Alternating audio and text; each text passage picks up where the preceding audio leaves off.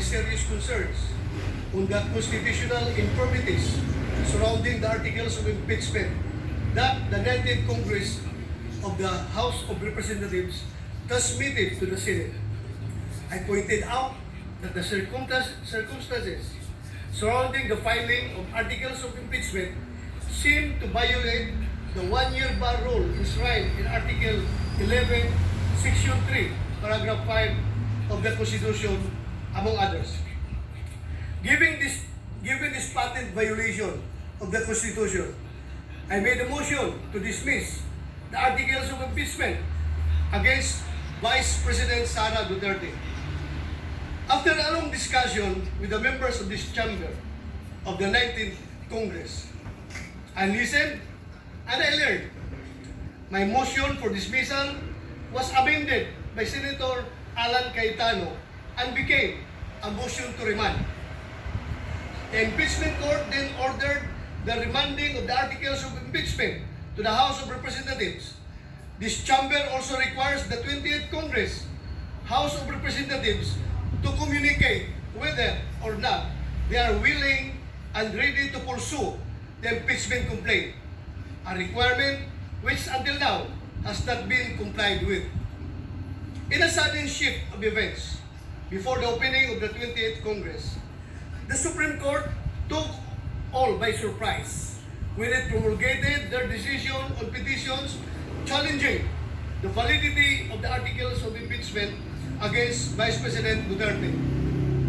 When the Supreme Court released their decision to the media, many people expressed their views. There are those who celebrated and commended the Supreme Court. Others voiced out their disappointments. Some criticized the decision. The mixed reactions seem to suggest that the decision promulgated lacks clarity. And yet, Mr. President, after reading the decision, I asked myself, is it long? Yes, 97 pages to be exact. Is it vague? No, Mr. President, it is clear as day. According to the plain meaning rule or verbal legis, if the statute is clear, plain, and free from ambiguity, it must be given its literal meaning and applied without interpretation. Now, even though the decision of the Supreme Court is not a statute, it still forms part of the legal system of the Philippines as mandated by Article 8 of the Civil Code of the Philippines. Since the decision of the Supreme Court is clear, plain, and free from ambiguity, applying the plain meaning rule, it should be given its literal meaning. That is, the articles of impeachment are unconstitutional. The Senate did not acquire jurisdiction and the decision is immediately executory. Plain and simple. Kaya naman, Ginoong Pangulo, nagulat ako nung ako'y tanungin, susunod po ba ako o tayo sa desisyon ng Supreme Court? Hindi po ganun kataas ang tingin ko sa aking sarili. I honestly do not place myself in a position so high, too high, that I will be the one to be asked if I will obey the Supreme Court's ruling.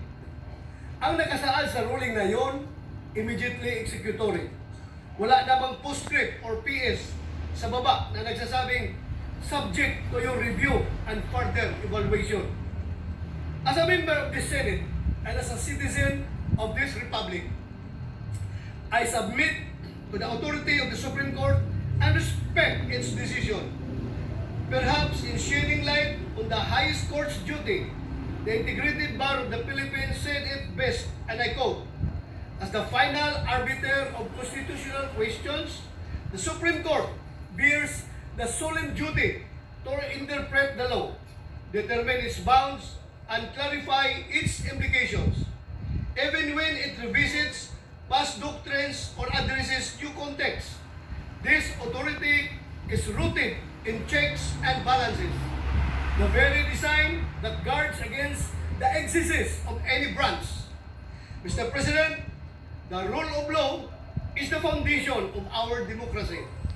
And if we are to be models of upholding the law, then it behoves us to listen and heed those who have been tasked by the Constitution to interpret the Constitution. The interpretation of the law remains lodged with the Supreme Court, and we must abide by its decision. What message would we send out to our people if we, legislators, will not honor the wisdom of the highest court in the land? Are we not, in effect, promoting anarchy? I want to believe that indeed we are men and women of the law, that we live by rules and perform our mandate as elected officials within lawful means. Our people rest easy and feel a sense of security because their Senate has remained to be guardians of democracy. Looking back, a house down. Much has been said about where I stand, and I understand that my positions on certain matters have always been consistent and transparent. But while the public and this chamber may be familiar with my views, all that is simply driven by what is in my heart. And I say this with humility. My heart has always been guided by what is right, not only when it is easy, not only when it is convenient, but even and especially when it challenges my comfort zone, when it no longer serves our side. Because at the end of the day, it is a matter of principle, not popularity. Perhaps sometimes we ought to protect our democracy, even from ourselves. Of course, the Senate is not a mere follower of the Supreme Court, but a co-equal branch, meant to respect the powers and functions of the latter in its decisions. I trust that the Senate will continue to peacefully coexist with the Supreme Court. Let us not allow this impeachment trial to become a venue and opportunity to disrupt our system of government. I hope this is not the time when we dance differently, when clearly the same song is playing. We must follow the Supreme Court ruling, not because it is the most convenient thing to do, but because it is what is right and just, no matter how unacceptable or painful it may be. And this is why, Mr. President, I vote yes to adhering to the Supreme Court decision. Thank you, Mr. President. Thank you, Senator De La Rosa. Mr. Secretary. Senator Ejercito. Senator Ejercito, sir. Yes, Mr. President, I likewise vote yes. Thank you.